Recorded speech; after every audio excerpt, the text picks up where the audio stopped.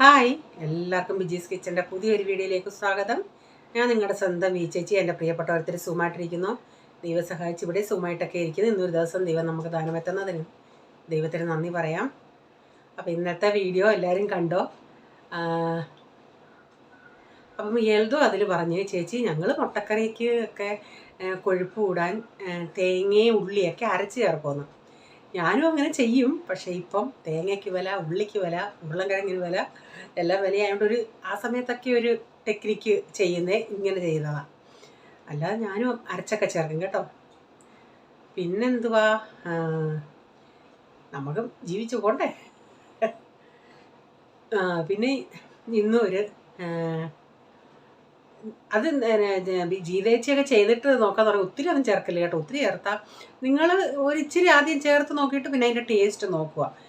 ഈ കടലമാവിൻ്റെ ടേസ്റ്റ് അങ്ങോട്ട് മുന്നിട്ട് നിൽക്കല്. അതനുസരിച്ച് കൊഴുപ്പനുസരിച്ച് ചേർക്കാം. അത് ഒന്നീ വെള്ളത്തിൽ കലക്കി ചേർക്കാം, അല്ലെങ്കിൽ തേങ്ങ അരയ്ക്കുന്നതിൻ്റെ കൂട്ടത്തിൽ ചേർത്താലും മതി. പിന്നെന്താ, ഞാൻ 2-3 ദിവസം കൊണ്ടൊന്ന് നിങ്ങളോട് പറയണമെന്ന് പറഞ്ഞിരിക്കും. ഞാനാണെങ്കിൽ യൂട്യൂബ് നോക്കിയെല്ലാം നമ്മൾ ഈ ചില ടൈറ്റുകൾ നോക്കുമ്പോൾ ഒന്ന് വീഡിയോ നോക്കുമല്ലേ, അതിൽ ചില ടൈറ്റുകളാണ് അച്ചാർ വാങ്ങുമ്പോൾ അതിൻ്റെ അകത്ത്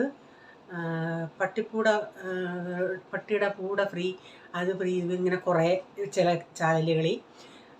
പക്ഷെ ഞാൻ ഈ ചാനൽ ഇങ്ങനെ കേട്ടിട്ടുണ്ട്, നേരത്തെ അങ്ങനെ കണ്ടിട്ടില്ല. അപ്പം ഞാനങ്ങനെ അതൊന്ന് പോയി ആ ചാനൽ നോക്കി. പക്ഷെ നല്ല റീച്ചുള്ള ചാനലാണേ അത്. ഒരു ചിക്കൻ അച്ചാറിൻ്റെ അവരുടെ വീഡിയോ എടുത്തിടുന്ന ഓരോ ചാനലുകാർ അതിനെപ്പറ്റി ചെയ്യുമ്പം അവരുടെ എല്ലാ വീഡിയോസുകളും നല്ലതുപോലെ വ്യൂസ് പോകുന്നുണ്ട്. എന്നിട്ട് എന്തുമായിരുന്നു, അങ്ങനെ കുറേ ഇങ്ങനെ ഇത് കണ്ടുകൊണ്ടാണ് ഞാൻ ഇങ്ങനെ പോയി നോക്കിയത്. അവർ ചിക്കൻ അച്ചാറാണ് ഇടുന്നത്. പക്ഷേ അല്ല, അവർ എല്ലോട് കൂടി അച്ചാറാണ് ഇടുന്നതെന്ന് പറഞ്ഞു. പക്ഷേ എല്ലോട് കൂടി ഇതും കൊണ്ട് അച്ചാറിടുമ്പോൾ എനിക്ക് അതിനോട് അത്ര യോജിപ്പില്ല. കാരണം നമ്മൾ അച്ചാർ എന്നൊക്കെ പറയുമ്പം ഇങ്ങനെ സൈഡിൽ വെച്ച് ഇങ്ങനെ പെട്ടെന്ന് ഇങ്ങനെ തൊട്ട് കൂട്ടുന്നതല്ലേ അത്. അപ്പം നമ്മളിപ്പോൾ ഒരു ചിക്കൻ കറിയിൽ എല്ലുണ്ടെങ്കിൽ നമുക്കറിയാം അതിൻ്റെ അകത്ത് എല്ലുണ്ടെന്ന് പറഞ്ഞ് നമുക്കിങ്ങനെ വലിച്ചെടുത്ത് മാറ്റാം. പക്ഷേ ഈ അച്ചാറിടുന്നുണ്ടേ ഈ എല്ലുകളെല്ലാം അങ്ങ് നന്നായി അങ്ങ് മൊരിയുമല്ലേ, ചിലപ്പോൾ അത് തൊണ്ടയിലൊക്കെ പോകാൻ ചാൻസ് അല്ലേ. ഞാനെന്നൊക്കെ പറയുന്നത് ബോൺലെസ് ചിക്കൻ വാങ്ങിച്ചാൽ ഇടുന്നത്. എന്നിട്ട് അവർ 1200 രൂപയ്ക്കാണ് കൊടുക്കുന്നതെങ്കിൽ അവർ ലാസ്റ്റിൽ ഞാൻ കണ്ടത് അവർ എന്നിട്ട് പറയുന്നുണ്ട് അച്ചാർ വാങ്ങിക്കുമ്പോൾ അതിൻ്റെ കൂടെ നാരങ്ങ അച്ചാറും ഫ്രീ ഉണ്ടെന്ന്. സംഗതി എന്തോ ഫ്രീ, 400 ഗ്രാം ബീഫ് അച്ചാറിന് ചിക്കൻ അച്ചാറിൻ്റെ കൂടെ 100 ഗ്രാം കണ്ട് നാരങ്ങ അച്ചാർ ഫ്രീയാണ്. 400 കുറച്ചിട്ട് 100, എന്നേരം എത്ര രൂപയുടെ ഇതാണ്. എന്നിട്ട് 1 കിലോയും ഇല്ല, 900. അര കിലോടേന് 400 ഗ്രാമും 1 കിലോടേന് 900 ഗ്രാമും. അപ്പം അതും അവർ ഒരു ഷോട്ട് ഇട്ടേക്കുന്നത് ഞങ്ങളുടെ അച്ചാറെല്ലാം വിറ്റ് പോയെന്ന്. അതും വാങ്ങിക്കുക. അതിൻ്റെയൊക്കെ താഴെ പോയി കമൻസ് വായിച്ചാൽ ഓരോരുത്തർക്ക് ഇത്തിരി കിട്ടിയാൽ പോലെ ചാനലുകാർക്ക് അവരെ ട്രോളാനിരിക്കുന്ന ചില ചാനലുകളുണ്ടല്ലേ. പക്ഷേ ഈ നമ്മളൊക്കെ ഇട്ടിട്ടും വില ഇങ്ങനെ ഓരോരുത്തരോട് വിലയോന്ന്. അപ്പോൾ ഞാൻ നമ്മൾ 1 കിലോ ഉണ്ടെങ്കിൽ അതിൻ്റെ അകത്തൊരു 10 ഗ്രാമോ 20 ഗ്രാമോ നമുക്ക് വേണമെങ്കിൽ 50 ഗ്രാമും കൂട്ടി ഇടാം. പക്ഷേ എന്താണെന്ന് ഞാൻ കൂട്ടാത്തത്, എനിക്ക് ആദ്യമൊന്നും എനിക്ക് ഈ അമളി അറിയത്തില്ലായിരുന്നു. ആദ്യമൊക്കെ നമ്മുടെ ഇത് കൊറിയറുകാരെന്ത് രൂപയാണ് വാങ്ങിച്ചുകൊണ്ടിരുന്നതെന്ന് അറിയാമോ. പിന്നെ നമ്മളിപ്പോൾ സ്ഥിരമായതുകൊണ്ട് ഇച്ചിരി കൺസെഷൻ ഉണ്ടെന്ന്. 1 കിലോയ്ക്ക് അവർ ഇപ്പം 1/4 കിലോ ഒരാൾ വാങ്ങിക്കുവാൻ നേരം, 1/2 കിലോ വാങ്ങിക്കുവാൻ നേരം 1 കിലോയുടെ അവരെടുക്കുന്നത്. ആദ്യം അതുപോലെ ആയിരുന്നു. പിന്നെ 1 കിലോയിൽ നിന്ന് ആദ്യമൊക്കെ ആണെങ്കിൽ ഒരു 100 ഗ്രാം 150 ഗ്രാം കൂടുവാണെങ്കിൽ അവർ 2 കിലോയുടെയൊക്കെ എടുക്കുമായിരുന്നു. പിന്നെ നമ്മൾ ഇങ്ങനെ പറഞ്ഞപ്പം പിന്നെ അത് 1.5 കിലോ ആക്കി. കാരണം ഇപ്പോൾ നമ്മൾ എങ്ങനെയാണെങ്കിലും നമ്മൾ ഡബ്ബയ്ക്കകത്ത് അച്ചാർ പാക്ക് ചെയ്ത് കഴിഞ്ഞിട്ട് പിന്നെ ഇട്ട് കഴിഞ്ഞിട്ട് ഞാനിപ്പോൾ എങ്ങനെയാണെങ്കിലും ഇപ്പോൾ ഒരു 500 ഗ്രാം ആരെങ്കിലും വാങ്ങിക്കുവാണെങ്കിൽ ഒരു 20 ഗ്രാം 25 ഗ്രാമേ കൂട്ടത്തുള്ളൂ. കാരണം ഈ കൊറിയർ ചാർജ് ഇങ്ങനെ കൂടും. അപ്പം ഞാൻ പല പ്രാവശ്യം എൻ്റെ കയ്യിൽ നിന്ന് ഇട്ട് കൊടുക്കേണ്ടി വന്നിട്ടുണ്ട്. കാരണം ഞാൻ ഇവരുടെ നിന്ന് നേരത്തെ അങ്ങ് ഇത്രയും വാങ്ങിത്തുമ്പോൾ നേരത്തെ അങ്ങ് വാങ്ങിക്കും പൈസ. അത് കഴിഞ്ഞാൽ കൊറിയർ ചാർജ് ഇങ്ങനെ ചെയ്തത്. അപ്പോൾ നമ്മൾ ഈ ബോക്സ് കാർഡ്ബോർഡിൻ്റെയും ചിലപ്പം ബോട്ടിലുകളൊക്കെ അതിൻ്റെ അകത്ത് സ്പേസ് ഉണ്ടെങ്കിൽ പേപ്പറൊക്കെ കുത്തി നിറച്ചൊക്കെ അതിൻ്റെ എല്ലാം വെയിറ്റ് അങ്ങനെ കൂടത്തില്ല. ഇപ്പം 1 കിലോ ആൾക്കാർ വാങ്ങി 1 കിലോയുടെ ഓർഡർ തരുമെങ്കിൽ ഞാൻ 2 500-ൻ്റെ ബോട്ടിലാണ് വെക്കുന്നത്. അപ്പോൾ ആ ബോട്ടിലിൻ്റെ വെയിറ്റ് ഇതെല്ലാം കൂടെ ആകുമ്പം ഇച്ചിരി വിലയാകത്ത്. അതുകൊണ്ടാണ് ഞാൻ ആർക്കും കൂടുതൽ ഇപ്പോൾ എക്സ്ട്രാ ഇടാത്തത്. വേണമെങ്കിൽ നമ്മുടെ പരിചയക്കാരങ്ങൾ നമുക്ക് കൊടുക്കുന്നതിന് കുഴപ്പമില്ല, പക്ഷേ കൊറിയർ ചാർജ് ഇങ്ങനെ ഇവന്മാർ അറുത്ത് വാങ്ങിക്കുമെന്നുള്ളത്. അങ്ങനെയൊക്കെയുള്ള സംഭവങ്ങളാണ്. അപ്പോൾ നമുക്കിനി നമ്മുടെ വീഡിയോയിലോട്ട് പോകാം കേട്ടോ. എല്ലാവരും വീഡിയോ ഒക്കെ കാണുക. ഇഷ്ടപ്പെടുന്ന വീഡിയോ ഒക്കെ ഒന്ന് ഷെയർ ചെയ്തൊക്കെ സഹായിക്കേ. ഓക്കെ. അല്ല അതുകൊണ്ട് എനിക്കിവിടെ ഈ ഒരു സൈഡിൽ സൈനസൈറ്റിസ് ആയിരിക്കും. അതുകൊണ്ട് ഇവിടെ ഇത്തിരി സ്വെല്ലിങ് പോലെ ഉണ്ടെന്ന് തോന്നുന്നു. നല്ല വേദന എനിക്ക് തോന്നുന്നുണ്ടോ, ഇത്തിരി കോൾഡ് പോലെയുണ്ട്. ഓക്കെ. ഒരു കാരണവശാലും ഞാൻ ആ ചാനലിനെ കുറ്റം പറഞ്ഞല്ല കേട്ടോ. കാരണം ഞാനൊരു ചാനൽ ഇട്ടിരിക്കുമ്പം വേറൊരു ചാനലിനെ കുറ്റം പറഞ്ഞത് ശരിയല്ല. ഞാൻ ഈ ടൈറ്റിൽ കണ്ട് ഇത് വായിച്ചത് കൊണ്ട് ഞാനങ്ങ് പറഞ്ഞതാണ് നിങ്ങളുടെ അടുത്ത്. ഇത് മിക്ക ആൾക്കാരും എൻ്റെ വീഡിയോ കാണുന്നവരും കണ്ടതായിരിക്കും. അപ്പം ഞാൻ പറയാൻ വന്നേ, നമ്മളൊരു കാര്യം ചെയ്യുമ്പം ഞാൻ പറഞ്ഞു വന്ന ഉദ്ദേശം, നമ്മൾ എന്തെങ്കിലും ചെയ്യുന്നുണ്ടെങ്കിൽ ആൾക്കാരെന്തെല്ലാമാണ് നോക്കുന്നതെന്നുള്ളതാണ്. നമ്മളും ഓരോന്ന് ചെയ്യുന്നുണ്ട്. എൻ്റെ വീഡിയോയിൽ ഓരോന്നൊക്കെ ചെയ്യുമ്പം പാത്രം നല്ലതല്ല, അങ്ങനെ നല്ലതല്ല എന്നൊക്കെ പലരും പറഞ്ഞിട്ടുണ്ട്. ഞാൻ ആ ചാനലിനെ കുറ്റം പറഞ്ഞല്ല കേട്ടോ.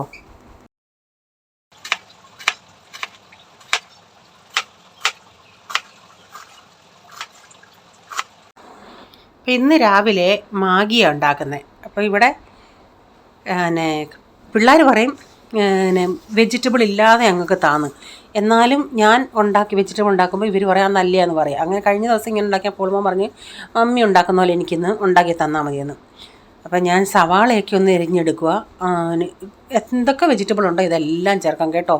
മാഗി ആകുമ്പം പിള്ളേർക്ക് മാഗി എന്നൊന്ന് കാണിച്ചാൽ മതി, അവർക്കൊക്കെ എഴുതി ഒന്ന് കാണിച്ചാൽ മതി, ചാടി വീഴുന്നോളും അവർ.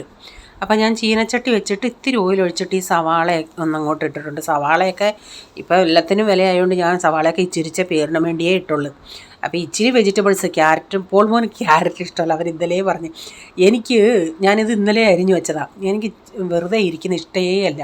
അപ്പോൾ ഇന്നലെ രാത്രി ഇങ്ങനെ ഇരുന്ന ഉടനെ ഇത് അരിഞ്ഞുകൊണ്ടിരുന്നു. അപ്പം അവൻ പറഞ്ഞു മമ്മി ക്യാരറ്റ് ക്യാരറ്റ് ഇടല്ലേ എന്ന്. ഞാൻ പൊടിയായിട്ട് അരിഞ്ഞ് ക്യാരറ്റും ഇച്ചിരി ബീൻസും എല്ലാം കുറേയും കൂടെ വെജിറ്റബിൾസൊക്കെ ഇട്ടാലും നല്ലതാണ്. പിന്നെ അത്രയും അവന്മാരെ അങ്ങ് ബുദ്ധിമുട്ടിക്കേണ്ടെന്നും പറഞ്ഞ് ഞാൻ കുറച്ചേ ഇട്ടുള്ളൂ. അതവിടെ ഒത്തിരി അങ്ങ് വഴലത്തില്ല, ഇച്ചിരി ഒന്ന് പച്ചപ്പൊന്ന് വിടാനായിട്ട് വിട്ടപ്പോഴത്തേനും ചായയൊക്കെ തിളച്ച്. അപ്പോൾ ചായ ഒന്നിങ്ങനെ ആറ്റിച്ചിട്ട് ചായ അവർക്ക് കൊടുക്കട്ടെ. അപ്പോഴത്തേക്കിനും ഇത് വെജിറ്റബിൾസൊക്കെ റെഡിയാവും. ഇങ്ങനെ ഞാൻ കാബേജ് ഇല്ലായിരുന്നു. കാബേജ് ഉണ്ടെങ്കിൽ ഞാൻ അതുകൂടെ ചേർത്തേനായിരുന്നു. ക്യാപ്സിക്കും അതൊന്നും ഇല്ലായിരുന്നു. അതൊക്കെ ചേർക്കുമ്പം നല്ലതാണ്, കുറേയും കൂടെ നല്ലതാണ്. എനിക്ക് ഈ പ്ലെയിനായിട്ടുള്ള മാഗി ഒട്ടും ഇഷ്ടമല്ല. അല്ലെങ്കിൽ തന്നെ ഇതൊക്കെ ഒത്തിരി വെജിറ്റബിൾസൊക്കെ ഇട്ടിട്ടുള്ളതാണെങ്കിൽ എനിക്കിഷ്ടമാണ്.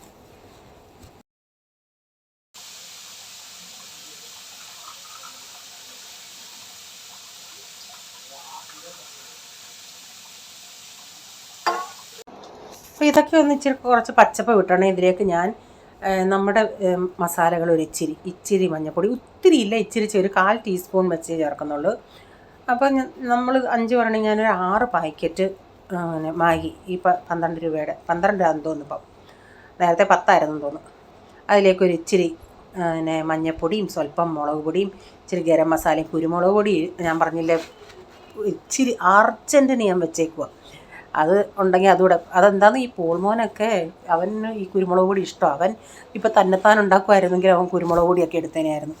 അപ്പോൾ ഇതിലേക്ക് ഞാനൊരു ഈ പോൾമോൻ തന്നെ അവൻ്റെ മാഗി ഉണ്ടാക്കുകയാണെങ്കിൽ ഇവിടെ ഈ 250 ml കപ്പുണ്ട്. അവൻ കപ്പിൽ അളന്നേ ഒഴിക്കത്തുള്ളൂ.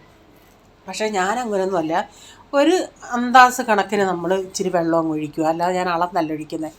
ഇതിലേക്ക് ആ മാഗി ഇപ്പം ഞാനൊരു 6 പാക്കറ്റ് ഇടുന്നുണ്ടെങ്കിൽ 3 പാക്കറ്റ് മാഗിയുടെ പാക്കറ്റ് ഇടുന്നുണ്ട് പൊടി. ഞാൻ ചെയ്യുന്ന രീതിയാണ് ഞാൻ ഈ കാണിക്കുന്നത്. എന്നിട്ട് ഞാൻ ആ മസാല പൊട്ടിച്ചിട്ട് ആവശ്യത്തിനുള്ള വെള്ളം ഒഴിച്ച്, കാരണം ആ മാഗിയുടെ മുകളിൽ ഒരു ഇച്ചിരി വെള്ളം നിൽക്കും, അത്രയേ ഉള്ളൂ. അപ്പം വെള്ളം കൂടെ ഒഴിച്ചിട്ട് അതൊന്ന് തിളയ്ക്കട്ടെ. എന്നിട്ട് ഞാൻ ഇത് ഒന്ന് ജസ്റ്റ് ഒന്ന് ക്രഷ് ചെയ്തിട്ട് ആ കവറിൽ വെച്ച് തന്നെ കൈ കൊണ്ടൊന്ന് ഉടച്ചിട്ട് ചേർക്കുന്നുണ്ട്. ഇങ്ങോട്ടൊന്ന് എല്ലാം കൂടി ഇട്ട് കൊടുക്കുക.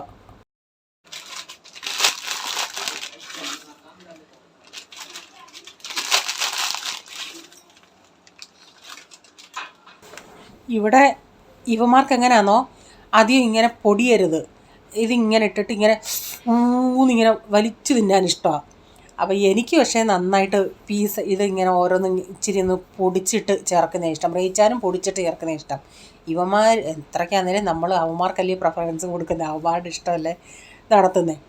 എന്നിട്ട് ഞാൻ അതൊന്ന് എല്ലാം കൂടെ ഒന്ന് ഒതുക്കി വെച്ചിട്ട് ഇപ്പം തിളയ്ക്കുന്നുണ്ടല്ലോ, ഇച്ചിയും കൂടെ വെള്ളം ഒന്ന് വറ്റിക്കഴിഞ്ഞ് ഞാനിതങ്ങ് ഓഫാക്കിയിടും. അപ്പോൾ ആവി കിടന്ന് അതൊന്ന് കുതിർന്ന് കയറും.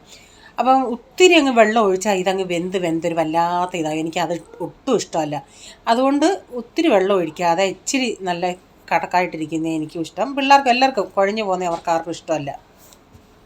അപ്പോൾ ഇതൊന്ന് ഇനിയും വെള്ളം ഒന്ന് വറ്റിയിട്ട് ഞാനിതൊന്ന് ഇച്ചിരി ഒന്ന് അടച്ചിടട്ടെ. ഒരു 5-6 മിനിറ്റ് ഇങ്ങനെ അടച്ചിട്ടിരുന്നു. ഇപ്പോൾ ആ വെള്ളമൊക്കെ അങ്ങ് വറ്റി ആണ്ടെ ഇപ്പോൾ റെഡി ആയിട്ടുണ്ട്. ഇനി ഞാൻ എല്ലാവർക്കും കൊടുക്കട്ടെ കഴിക്കാൻ. അതിനുശേഷം എല്ലാവരുടെയും ബ്രേക്ക്ഫാസ്റ്റൊക്കെ കഴിഞ്ഞിട്ട് എല്ലാവരുടെയും ബോട്ടിലുകളിലൊക്കെ വെള്ളം നിറച്ചിട്ട് പിന്നെ ക്യാനിൽ വെള്ളമൊക്കെ നിറച്ച് വയ്ക്കണമായിരുന്നു. അതിനുശേഷം വെള്ളം കുടിക്കാൻ വെക്കണം. കാരണം വെള്ളം കുറച്ച് ക്യാൻ നിറച്ചിട്ടും കുറച്ചുകൂടെ വെള്ളം ചരുവത്തിലുണ്ട്. അപ്പോൾ എല്ലാവരുടെയും ബോട്ടിലുകളിലങ്ങ് നിറച്ചിട്ടാകുമ്പോൾ അത് കാലിയാകുമല്ലേ. അപ്പം കുടിക്കാനായിട്ട് 2 ചരുവത്തിലും വെള്ളം വെച്ചിട്ടുണ്ട്. അതിനുശേഷം പിന്നെ പാത്രം കഴുകുക. സോപ്പെല്ലാം ഇട്ട് വെച്ചേക്കുക. ഇനി ഒന്ന് കഴുകിയെടുത്താൽ മതി. ഇതെല്ലാം ഒന്ന് കഴുകിയെടുക്കട്ടെ. ഇത്രയും കഴിയുന്നുണ്ടേ വീട്ടിലെ ഒരു പകുതി ജോലി കഴിയും. കാരണം ഈ നമ്മുടെ പാതാമ്പരം എല്ലാം ഒന്ന് ക്ലീൻ ചെയ്ത് വെള്ളമൊക്കെ നിറച്ച് വെച്ച് വെള്ളം കുടിക്കാനും വെച്ച് കഴിഞ്ഞ് പാത്രങ്ങളൊക്കെ കഴുകി വരുമ്പോഴത്തേക്കിന്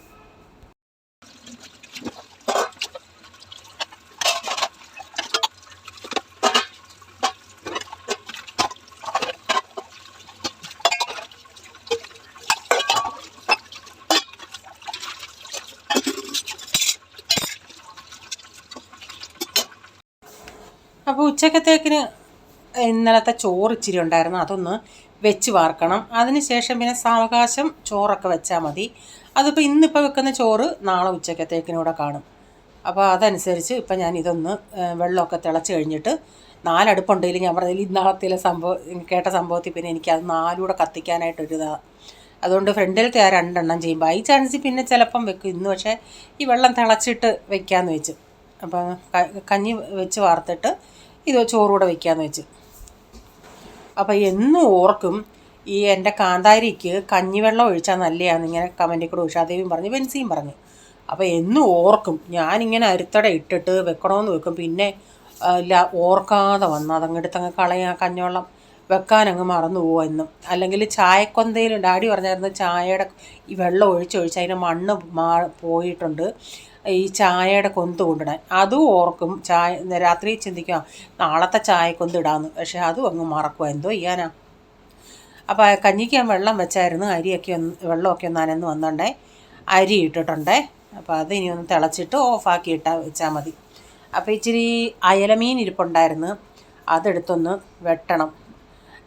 ഇന്നാളി വാങ്ങിച്ചതാണ്. അപ്പോൾ ഈ ചൂരക്കാരുള്ളത് കൊണ്ട് അതായിരുന്നു എടുത്തുകൊണ്ടിരുന്നത്. അന്നേരം ഇപ്പോൾ ഇന്ന് ഇത് വെട്ടിയിട്ട് തേങ്ങ അരച്ചൊന്ന് വയ്ക്കാമെന്ന് വെച്ച്. തേങ്ങ അരച്ചേ അപ്പം നല്ല ഇതിൻ്റെ തല ഞാൻ എടുത്ത് വെക്കുന്നുണ്ട്. പിന്നെ വറക്കാം, അല്ലെങ്കിൽ ഇന്ന് വറക്കും, അങ്ങനെ ചെയ്യാമെന്നുള്ള ഇതിൽ. അപ്പോൾ ഒരു മീൻ വെട്ടുന്നത് കാണിക്കാം കേട്ടോ. അറിയാത്ത ആരേലും ഉണ്ടെങ്കിൽ കുഞ്ഞുങ്ങളുണ്ടെങ്കിൽ കണ്ടുപിടിച്ചോളൂ. അപ്പോൾ ഈ കത്രികയും കൊണ്ട് തന്നെ ഇതിൻ്റെ ചെതുമ്പലൊക്കെ കളയാം. പക്ഷേ എനിക്ക് കത്രികയും കൊണ്ട് ചെതുമ്പൽ കളയാൻ വാക്കില്ല. ഞാനിങ്ങനെ ഈ പുറത്തും മുരുത്തും വാലും അതൊക്കെ കട്ട് ചെയ്യാനേ ഈ കത്രിക ഉപയോഗിക്കത്തുള്ളൂ. ഈ കത്രികയിൽ തന്നെ അതിൻ്റെ ചെതുമ്പലും എടുത്ത് കളയാൻ പറ്റും. പക്ഷേ എനിക്കത് പറ്റില്ല. ഞാൻ പിച്ചാത്തിയും കൊണ്ടേ എനിക്ക് ചെതുമ്പൽ കളയാൻ വാക്കുള്ളൂ. ഇങ്ങനെ കണ്ടിക്കാൻ മാത്രമേ ഇതെടുക്കത്തുള്ളൂ. 2 സൈഡിലത്തെ ഇങ്ങനെ ഈ എക്സ്ട്രാ ഉള്ള മുള്ള് പോലെ ഉണ്ടല്ലോ, അതൊക്കെ എടുത്ത് ഇങ്ങനെ കണ്ടിച്ച് കളയണം.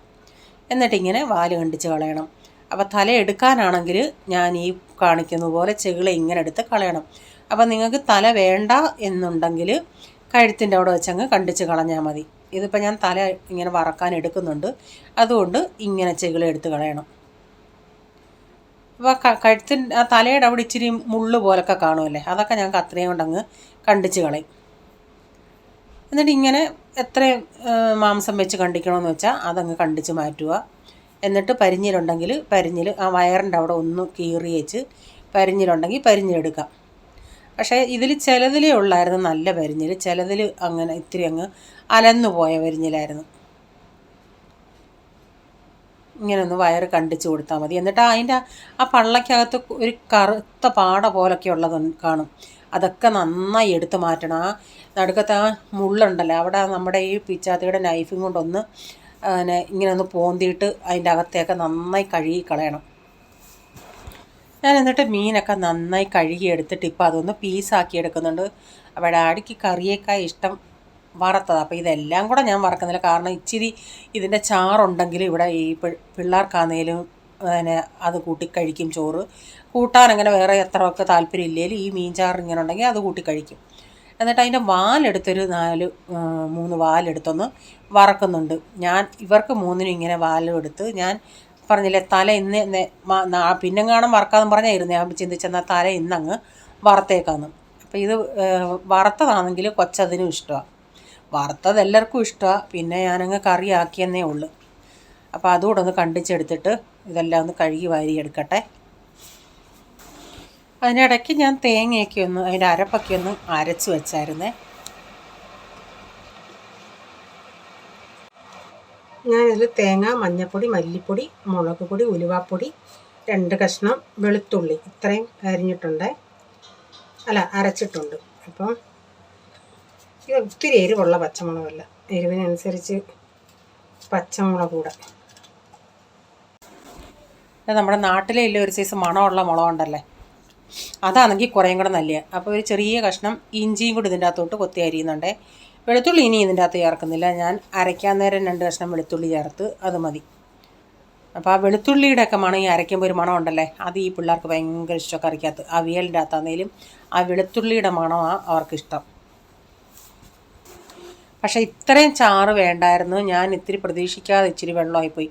കാരണം എൻ്റെ മൈൻഡിൽ അത്രയും വാലും എടുത്തില്ലേ അതും ഒക്കെ കറിക്കുണ്ടെന്നുള്ള ഇത്. പക്ഷേ അതുകൂടെ അങ്ങ് മാറിയപ്പോഴത്തേക്കിന് കഷ്ണങ്ങൾ കുറവായിരുന്നു, ഇത്രയും ചാറ് വേണ്ടായിരുന്നു. പക്ഷേ ഇത്രയും ചാറ് ഇവിടെ വെച്ചിട്ടും പിള്ളേർക്കത് ഒഴിച്ചായിരുന്നു അവർ കഴിക്കുന്നത്, അവർക്കത് ഇഷ്ടപ്പെട്ടായിരുന്നു.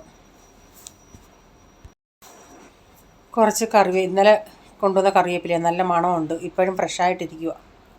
ഞാനിങ്ങനെ ഡബ്ബയിലിട്ട് വെച്ചേ, കഴുകിയിട്ട് ഉണക്കി ഡബ്ബയിലാക്കി വെച്ച്. ഉണക്കിയെന്ന് പറഞ്ഞാൽ ഞാൻ ഈ കഴുകിയിട്ട് ഫാനിൻ്റെ കീഴിൽ കൊണ്ടുവെക്കും. അപ്പുറത്ത് ഞാൻ ഇച്ചിരി ചീനച്ചട്ടിക്കകത്ത്, അല്ലാതെ പരന്ന പാത്രത്തിലല്ല, ഇതിൻ്റെ ഈ ചീനച്ചട്ടിയുടെ അടിവശം ഇത്തിരി കുഴിഞ്ഞതാണ്. അപ്പോൾ എണ്ണ ഒഴിക്കുന്നുണ്ടേ മീനിൻ്റെ തലയൊക്കെ ഇച്ചിരി ഒന്ന് മുങ്ങിക്കിടക്കും. അല്ലാതെ ഈ പ്ലെയിനായിട്ടുള്ള പാനിൻ്റെ അകത്ത് ഒഴിക്കുകയാണെങ്കിൽ ഒത്തിരി ഓയിൽ ഒഴിക്കേണ്ടി വരും. അപ്പോൾ അങ്ങനെ വറുത്തിങ്ങനെ എടുക്കാതെ ഇങ്ങനെ ഇച്ചിരി മുങ്ങിക്കിടക്കുമ്പം ആ തലയൊക്കെ എല്ലായിടവും നന്നായിട്ട് മുരിഞ്ഞ് കിട്ടും. അല്ലാതെ ഈ പാനിൻ്റെ അകത്ത് വറുത്തിട്ടെടുത്താൽ അത്ര എനിക്കിഷ്ടമല്ല. ഇവിടെ ഞാനേ ഈ തലയൊക്കെ തിന്നത്തുള്ളൂ, അതുകൊണ്ടാണ്.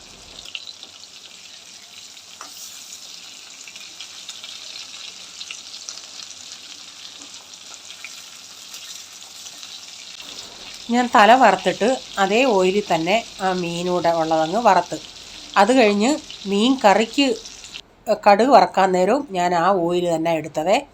അപ്പോൾ ആ ഓയിൽ പിന്നെ വേസ്റ്റായില്ല.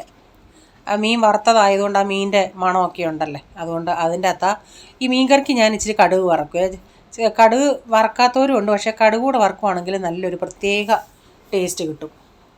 കടുക്, ഇച്ചിരി ഉള്ളിയും കറിവേപ്പിലയും കൂടെ, പിന്നെ ഒരു ഇച്ചിരി മുളക് പൊടി അതിൻ്റെ മുകളിൽ ഇങ്ങനെ മൂപ്പിച്ച് ചേർക്കുന്നില്ല. കറിയുടെ മുകളിൽ ഇങ്ങനെ കിടക്കുമ്പോൾ കാണാനും ഒരു രസമുണ്ട്, ഒരു ഭംഗിയാണ്.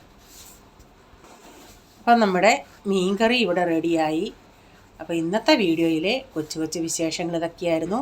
നിങ്ങൾക്ക് വീഡിയോ ഇഷ്ടമായെങ്കിൽ ഷെയർ ചെയ്യാനും നിങ്ങളുടെ അഭിപ്രായം കമൻറ്റിൽ കൂടെ അറിയിക്കണേ. സബ്സ്ക്രൈബ് ചെയ്യാതെ ആരെങ്കിലും കാണുന്നുണ്ടെങ്കിൽ, നിങ്ങൾക്ക് വീഡിയോ ഇഷ്ടമായെങ്കിൽ വീണ്ടും ഈ ചാനൽ കാണണമെന്ന് ആഗ്രഹമുണ്ടെങ്കിൽ ഒന്ന് സബ്സ്ക്രൈബ് ചെയ്തിട്ട് ആ ബെല്ലേക്ക് ബട്ടണോടെ പ്രസ് ചെയ്യുകയാണെങ്കിൽ ഓൾ എന്നൊരു ഓപ്ഷൻ വരും. അതുകൂടെ പ്രസ് ചെയ്യുകയാണെങ്കിൽ ഞാനെന്ന വീഡിയോയുടെ നോട്ടിഫിക്കേഷൻ നിങ്ങൾക്ക് എന്നും വരുന്നതായിരിക്കും. ഇനി ഒരു പുതിയ വീഡിയോയുമായി വരും വരെ bye, god bless you all. Thank you, take care, bye, see U.